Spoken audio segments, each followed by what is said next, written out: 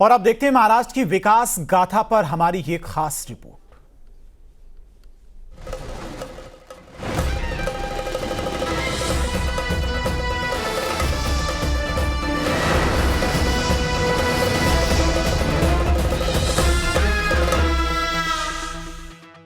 नमस्कार, अपना महाराष्ट्र में आप सभी का स्वागत है। मैं हूं आपके साथ अमृता गर्ग। वर्ल्ड क्लास शहरों का नाम जैसे ही ध्यान में आता है तो सबसे पहले लंदन, न्यूयॉर्क, टोक्यो जैसे तमाम शहर आपके दिमाग में आते हैं। लेकिन अब महाराष्ट्र का नागपुर इसी लिस्ट में शामिल हो गया है। जी हाँ, वही नागपुर जिसे अब तक ऑरेंज सिटी के नाम से जाना जाता था।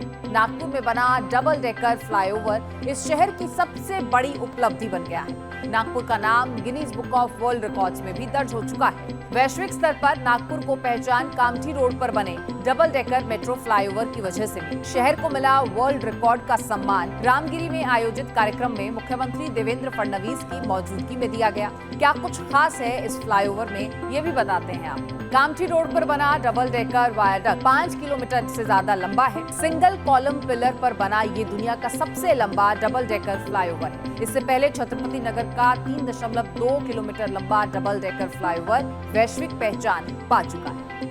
प्रधानमंत्री नरेंद्र मोदी और सिंगापुर के पीएम लॉरेंस वोंग ने दिल्ली से वीडियो कॉन्फ्रेंसिंग के जरिए जवाहरलाल नेहरू बंदरगाह पर Singapore port authority Mumbai container terminal phase 2 का उद्घाटन किया। इस दौरान मुख्यमंत्री देवेंद्र फडणवीस ऐतिहासिक समारोह के लिए JN port BMCT phase 2 Uran जिला रायगढ़ में मौजूद रहे, जहां उन्होंने कहा कि भारत के समुद्री व्यापार बुनियादी ढांचे में एक नया अध्याय शुरू हो चुका है और ये टर्मिनल देश का सबसे बड़ा कंटेनर हैंडलिंग केंद्र बन गया है। महाराष्ट्र को एक समुद्री महाशक्ति बनाने के अपने संकल्प को व्यक्त करते हुए उन्होंने इस परियोजना की सफलता को प्रधानमंत्री नरेंद्र मोदी के अमृतकाल विजन को समर्पित किया है। माननीय प्रधानमंत्री महोदयांच्या हस्ते याचं भूमिपूजन झालं होतं।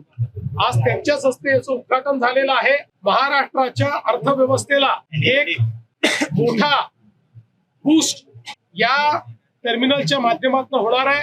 आगे बात करते हैं आर्थिक तौर पर उभरते हुए और इन्वेस्टमेंट का केंद्र बनते हुए महाराष्ट्र के लिए, जिसे लेकर मुख्यमंत्री देवेंद्र फडणवीस की अध्यक्षता में मुंबई स्थित उनके वर्षा निवास पर उन्होंने इंडियन फॉरेन सर्विस के अधिकारियों के साथ एक महत्वपूर्ण बैठक की। सरकार का संकल्प महाराष्ट्र को वैश्विक निवेशकों के लिए सबसे आकर्षक डेस्टिनेशन बनाना है और इसे लेकर मौजूदा शासन व्यवस्था में कई बदलाव किए जा रहे हैं। सीएम ने बताया कि हमारा लक्ष्य केवल एक राज्य के रूप में नहीं बल्कि एक संस्था के रूप में एक व्यवस्था का निर्माण करना है। इसे सरकार का कामकाज व्यक्तिवादी ना होकर संस्थागत होगा और सरकार के निर्णय और कार्य संस्थागत स्तर पर आधारित और स्थायी होंगे। इसके साथ ही महाराष्ट्र के आर्थिक विकास को लेकर अपनी बात रखते हुए डिप्टी सीएम एकनाथ शिंदे ने कहा कि भारत के 5 ट्रिलियन की इकोनॉमी बनने में सबसे बड़ा योगदान अकेले महाराष्ट्र का रहने वाला है। अटल सेतु, कोस्टल रोड, समृद्धि महामार्ग, मेट्रो नेटवर्क जैसे तमाम महत्वपूर्ण बुनियादी ढांचों के कारण महाराष्ट्र लगातार विकास की ओर बढ़ रहा है। महाराष्ट्र देश के आर्थिक विकास का केंद्र है। FDI के मामले में भी महाराष्ट्र पहले स्थान पर है। लगातार महाराष्ट्र में हो रहे काम इस बात की पुष्टि करते हैं कि महाराष्ट्र में लगातार निवेश आ रहा है और वो ऐसे ही आगे बढ़ता भी रहेगा। वहीं सेंट्रल रेलवे की अहिल्यानगर बीड परली नई रेल लाइन प्रोजेक्ट के कामों को लेकर उप मुख्यमंत्री अजीत पवार की अध्यक्षता में एक हाई लेवल मीटिंग हुई। इस मीटिंग में लंबित पड़े कामों, रेलवे संबंधी न्यू पॉलिसी, भूमि अधिग्रहण में आने वाली तमाम कठिनाइयों, स्टेशंस पर लगने वाले CCTV कैमरास के साथ साथ और भी कई जरूरी मुद्दों पर विस्तार से चर्चा की गई। इस मौके पर डिप्टी सीएम ने तमाम कामों के लिए जरूरी धनराशि मुहैया कराने का वादा किया और साथ ही संबंधित अधिकारियों को अपना काम जल्द से जल्द करने के निर्देश जारी किए हैं। इस मीटिंग में रेल सेवाओं में सुधार और नागरिक सुविधाओं को बेहतर से बेहतर बनाने पर जोर दिया गया।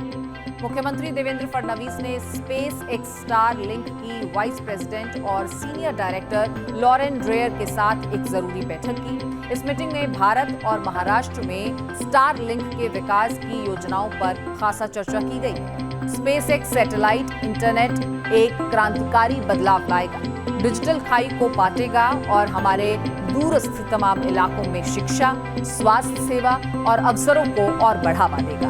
अपना महाराष्ट्र में फिर से आपसे मुलाकात होगी, तब तक के लिए इजाजत दीजिए। नमस्कार।